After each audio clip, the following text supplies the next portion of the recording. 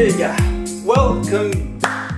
Nous sommes toujours le lundi 1er juillet 2019. Maintenant, je vais vous expliquer comment on ajuste sa nutrition et ses entraînements en fonction de l'évolution de notre performance et de notre poids vis-à-vis de nos objectifs physiques. Donc je vais vous expliquer toutes les situations que je peux encourir cet été en fonction de l'évolution de la performance et de mon poids et comment on va ajuster la nutrition et mes entraînements accordément. Alors moi mon objectif cet été, je vous le redis, c'est de diminuer ma masse graisseuse tout en prenant du muscle.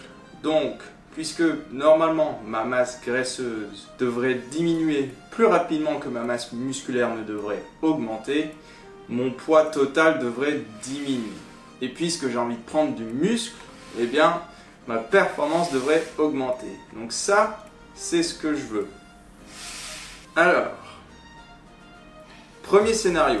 Bien, imaginons que là, ça fait déjà 1 ou 2 semaines que j'ai mis à exécution mon Summer Fitness Plan et mon poids reste stable et ma performance augmente.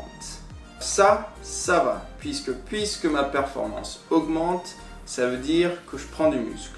Mais puisque mon poids reste stable, ça veut peut-être dire que la quantité de graisse que je perds est remplacée par le muscle. Donc si je suis dans ce cas-là, je diminue ma masse graisseuse et que j'augmente ma masse musculaire. Donc je ne change rien avec ces deux choses-là. Deuxième cas, mon poids reste constant et ma performance stagne ou diminue. Alors là, il y a un problème. Puisque mon poids reste constant, ça veut dire que je suis proche de mes calories de maintenance et j'ai envie d'avoir un léger déficit de calories pour pouvoir perdre du poids. Donc je ne vais pas toucher à ce que je mange. Je ne vais pas augmenter la quantité de calories que je mange. Par contre, ce que je vais faire là, c'est augmenter les temps de récupération entre mes entraînements pour donner plus de temps à mes muscles de récupérer. Troisième scénario, mon poids diminue et ma performance augmente. Alors là, c'est parfait, c'est exactement ce que je veux, donc je fais rien. Quatrième scénario, mon poids diminue et ma performance stagne ou diminue également. Alors là, il peut se passer deux choses en fonction de la vitesse à laquelle mon poids diminue. Si mon poids diminue légèrement, ça veut dire que j'ai un léger déficit calorique. Et c'est ce que je veux. Donc je ne vais pas augmenter la quantité de calories que je mange, car sinon je ne vais plus avoir ce déficit calorique et je vais me rapprocher de mes calories de maintenance ou être en surplus. Donc si je diminue si mon poids diminue très légèrement, dans ce cas je vais uniquement augmenter les temps de récupération entre mes entraînements. Maintenant si mon poids diminue très vite, trop vite, et bien là ça voudrait dire que j'ai un déficit trop important. Donc là, en plus d'avoir augmenté les temps de récupération entre mes entraînements, je vais augmenter la quantité de nourriture que je mange. Prochain scénario, je prends du poids et ma performance augmente. Alors là, puisque mon poids augmente, ça voudrait dire que j'ai un surplus de calories et moi j'ai envie d'avoir un déficit de calories. Donc la première chose que je vais faire, c'est diminuer la quantité de nourriture que je mange et je vais voir la façon dont mon corps évolue. Ensuite, si mon poids augmente, mais que ma performance stagne ou diminue, donc là, ça voudrait dire que j'ai été beaucoup trop gourmand sur les temps de récupération que je me suis imposé entre mes entraînements, car puisque je prends du poids, j'ai un surplus calorique, donc théoriquement, mes muscles devraient avoir tout ce dont ils ont besoin.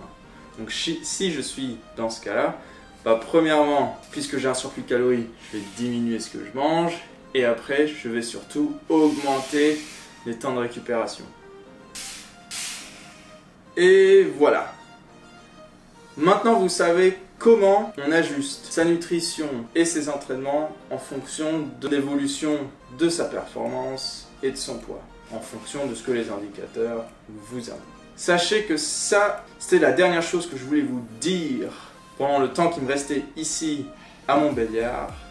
Et normalement, la prochaine fois qu'on se reverra, ce sera peut-être le jour où je pars, ou sinon ce sera directement quand je serai en Bretagne la semaine prochaine.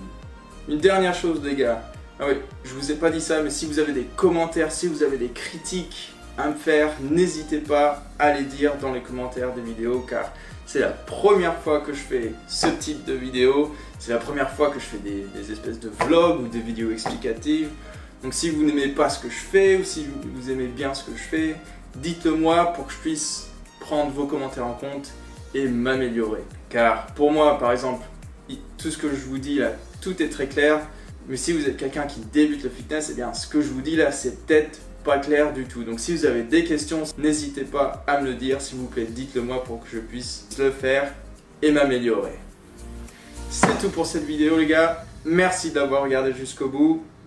J'espère que vous avez trouvé cette vidéo utile et on se verra dans la prochaine. Ciao!